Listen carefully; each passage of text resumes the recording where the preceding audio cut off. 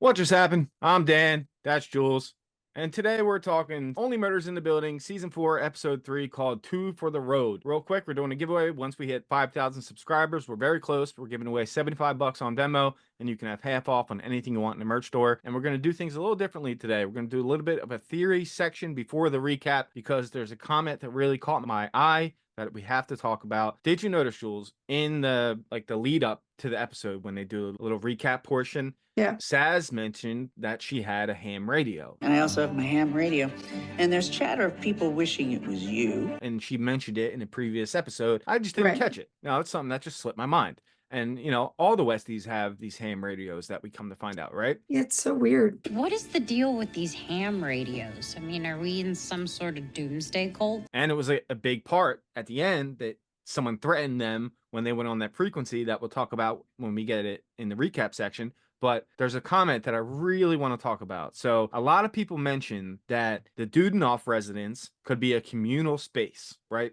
Which is totally fair. It could be why Mama Sauce kicked Daughter Sauce for saying it was the Dudenoff residence because it's like their little secret, right? Right. Now we have the photo that Stink Eye Guy crossed somebody out. So maybe there was a Dudenoff. I don't know. But I want you guys to see this comment, and we're going to make a theory video soon. So drop all your theories below to get into our next video. But this is what the comment says, right? When the apartment was occupied, the owner may have complained a lot to their neighbors, asking them to stop doing annoying things like the smell of constant cooking or loud talking from the card games, and would say, "Dude, enough," which evolved into the nickname Dudenoff. And that's from our member, LF Fieldy Pops. If you want to become a member, you can do it for $1 right now. We're doing a special right now. Just hit that join button, $1, you're in our Discord. But I thought that was really interesting. Dude enough, dude enough. You know what I mean? That is very interesting. I did not catch that, and I think that's very clever. Even if that's not like a clue, I think that is very clever that someone called that. Yeah, and Eric also in our Discord, he thought it was communal space. There's a lot of people that said it. I think Sophie said it. There was a couple comments saying that. So it could be a communal space, and that's why they're so secretive about it, because they don't want to, you know, lose their little chill area, right? So that could be. That could be. The killer still could be one of the Westies. We don't know. If you have a hint or a clue on who you think the killer is, let us know below. This episode didn't really give us too much to work with, but I think it did cross some people off the list at the very least, right? Yeah. So it kicks off with Zach Galifianakis giving a monologue, and the gang are putting up more things on the murder board. Charles goes, "Who would want to kill Charles?" And he puts a little sad face next to it. He's like pretty upset with the whole thing that someone would want to kill him, and he's accepted it at this point, that he was probably the target. So that's something that we're dealing with this episode. And then Detective Williams comes in. I'm so happy we got to see her again. She's one of my favorite characters. She calls Mabel Mora. Thank you, Mora. It's so funny. Mabel's name getting mixed up a couple times this episode. And the feds think that Jan had something to do with it. And now Charles is like, no, I don't think so. But now they think Jan flew to Florida and she got away, and now she's in Florida. So we'll see if Jan comes back into play this season. I think she will. Detective Williams says, M. Dudenoff, retired professor. And he's apparently in Portugal right now. And if you remember, the Sauce family got the ham imported from Portugal. So that could just be like, there's no Dudenoff, and they just said he's in Portugal because they get the ham from Portugal. You know what I mean? And that was just like it was like a first thing on their mind. Yeah. First thing on your mind. He's in Portugal. I'm just going to go with that. So it could be that. We'll see. The Westies were playing Oh Hell during the gunshot, except for Rudy Thurber. He's like some Christmas freak or something. Kamal Nanjiani. I don't know how to say his last name. I'm just going to say Kamal. So he's great. I love him, and I love that we got him this episode. You know, again, Charles is like, Jan didn't do it. And then she goes, well, I don't think that Sazz was the target. And Charles is kind of like, I know.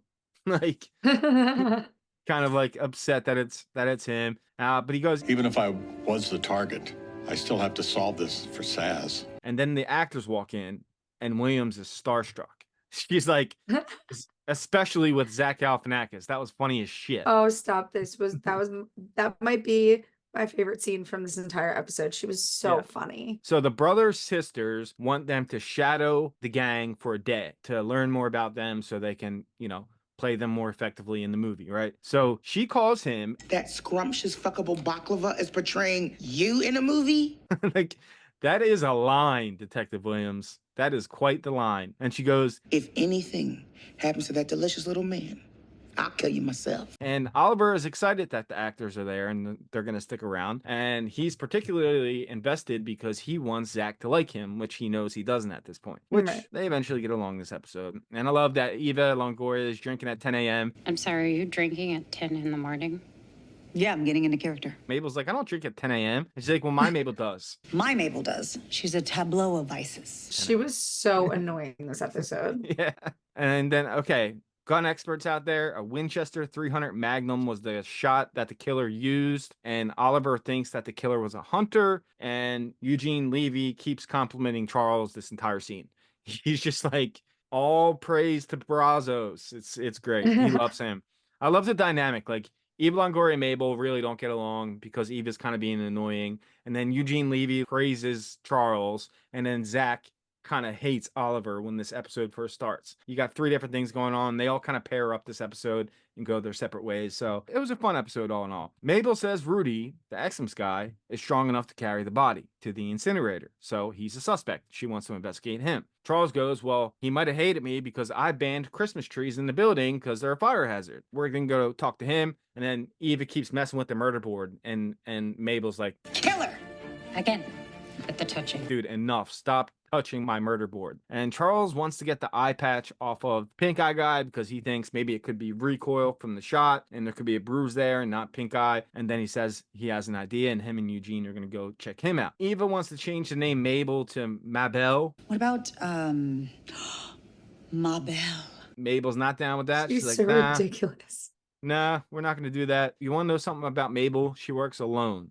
And then Eva leaves. So Oliver tries getting along with Zach. It's not going well at all. Then Howard walks in and he takes a shot at Zach immediately. So you're who they cast.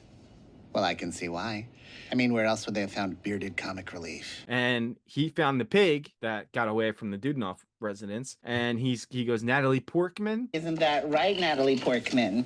I've just been saying names, seeing if they're going to respond eventually. I'm guessing names and waiting for a reaction. That's what I'm trying to do. I'm just trying to get this pig to respond. Mabel knocks at Rudy's, but Eva is there. What are you doing here? Solving a murder? And finally, we get some Kumail. Love that.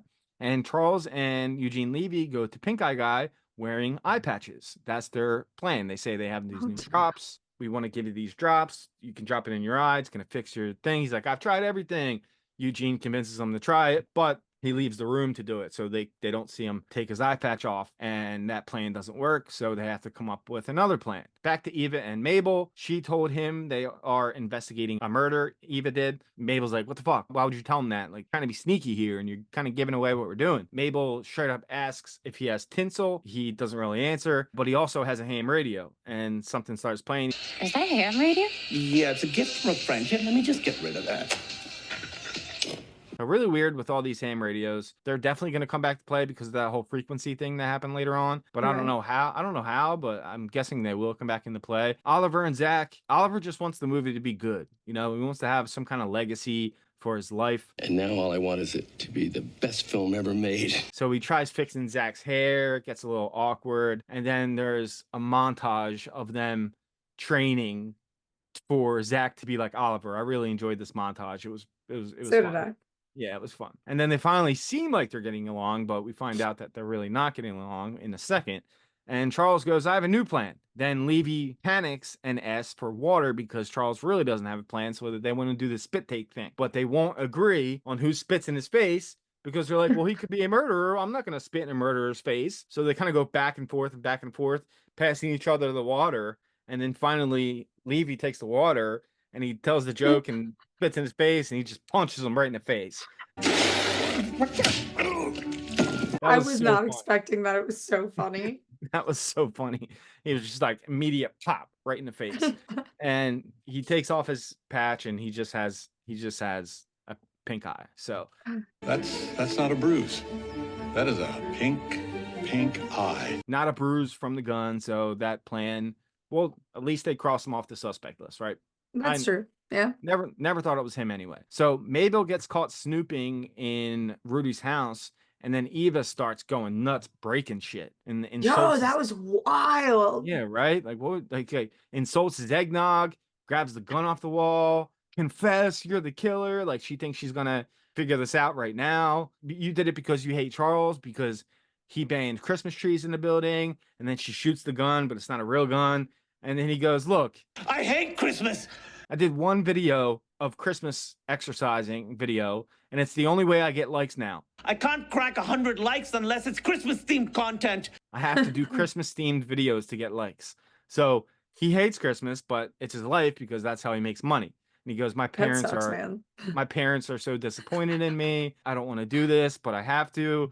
So yeah, that's why he's a Christmas all the time guy, because he does it for a living. So then Abel goes, can you explain the tinsel? He goes, that's not tinsel. And he pulls out a lighter and he goes, Kind of led us to you. Yeah, this is not tinsel. Tinsel is highly flammable. this isn't lighting on fire. It's not tinsel. Okay, what is it then? I don't know. I'm sure people will let us know in the comments. Yeah, let us know what you guys think about that tinsel. Then the Ollies are back. The Ollies are back. As they call themselves. And it seems like they're getting along really great.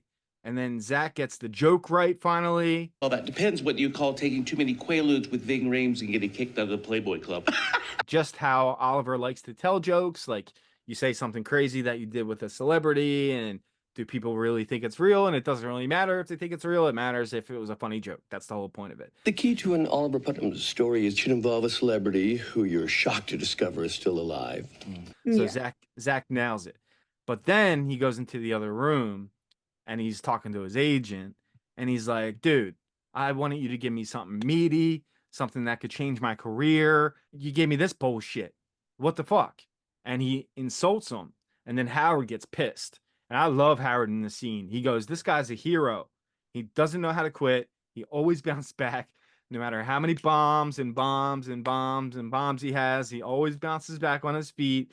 He's like, his long distance relationship is only going to last for 6 more months. Most would say 3. But it's going to last 6 more months. And then Oliver's like, what the hell? We're stronger than ever. He's like, okay. Yeah, sure you are. and then this is the moment that gets Zach to finally be like, oh, I can play you. And this is deep. Now, do you think he was being sincere about that, or do you think he was just trying to cover his ass because of because he knew that they overheard him? I think he was sincere, because he goes, you're an elegant worm who refuses to die. I hate you, but I love you. People might finally take me seriously after this. And he's like, I will immortalize you, Oliver. And then he calls him pathetic. In a way, he's insulting him, but also in a different way, he's like, I can play this role good, and this is something that I'm actually looking for, and now I'm excited. Very kind. Thank you. Okay, let's get cracking. I think he was genuine. I wonder how much we'll get with the actors. This was, a full episode with them. I doubt we'll get much more of that as we progress, because we're going to need episodes that are actually clues on solving the murder. And we haven't got much of that yet, so we'll see. Then we see Eugene Levy is bleeding, and he says to Charles, you're not that complex. You're just as chicken shit as I am. Pink Eye Guy and Charles both make up. They go, I thought you hated me. I thought you hated me. It's like, no, I'm just awkward. So cute. I'm awkward. Yeah, and then they hug it out, and it's great. And then he hugs Levy too. That's when we see the picture, guys, of someone's face crossed out. So what's up with that? Any theories? Drop down below. That was like the one big clue we got this episode. I feel like that has to be the person that was in the Dudenoff apartment. The dude who was staying there who said dude enough. Person who said that. Could be. Obviously, he was a part of that friend group before, and now he is no longer in that friend group. Do we know that it's a he? No, we don't, but they say it is. They say it's M. Dudenoff, a professor who's in Portugal. That's what they're going with, which is obviously not true. So, yeah, it could be anyone. Honestly, it could be anyone. I'll screenshot the picture and put it up and see if we can try to figure out if it's a he or she. I don't know. We'll see. But yeah, that's what we got from there. And then Mabel goes back to the Dudenoff place. She looks up squatters' rights in NYC, and then she invites Charles and Oliver over, and that's her plan. She's going to stay there. And she's like, housewarming, come on over. She's got her apartment. She's going to stay there at that place. And she's like, hey, that's smart. If he comes back, good. Then I find out who this person is. This right, but if not, I got an apartment. Right. If not, I'm staying here. And then they start singing the theme song to Perfect Strangers. Oliver goes, Howard was singing that earlier. And then Charles tells them about the face crossed out. And then Mabel goes, wait, what's 445? Okay, but what is 445? Is that an address, a time? It's a frequency. So they go to the ham radio. They turn on 445 frequency, and someone answers that they shouldn't be on this frequency. You shouldn't be on this frequency. The last person that was on here asking questions got killed, and if you don't stop, Drop this or you'll be next. is So it the that last easy? person, the last person Sazz. had to be Sazz, right? Right, yeah. But like, is it that easy? The killer was on the other side of that radio? Is that what we got here? Probably the person that was in that apartment, I would imagine. Okay, so hear me out. What if it was one of the actors, Zach, Eugene, or Eva? That it was the killer? Why do you think that? It could elevate their career if if one of them dies. You know what I mean? It Yeah. would make the movie more interesting, and then it like almost guarantees a second movie because they would have to figure out who killed him. You know, it's That'd be a twist. That'd be a that'd be twist cool. I wouldn't see coming one bit, but you never know with this show. So you guys got any idea on who it could be? Let us know in the comments. I have no clue still, but we're going to do a theory video soon. If not this week, next week. So drop your theories below. We'll read as many as we can in a video and go from there. So thank you guys so much for watching, and we will see you next week for episode 4. Later. Bye, guys. Should you fall in love with me because of my relentless charm assault, that's okay too. What just happened? What just happened? What just happened? What just happened? That just happened.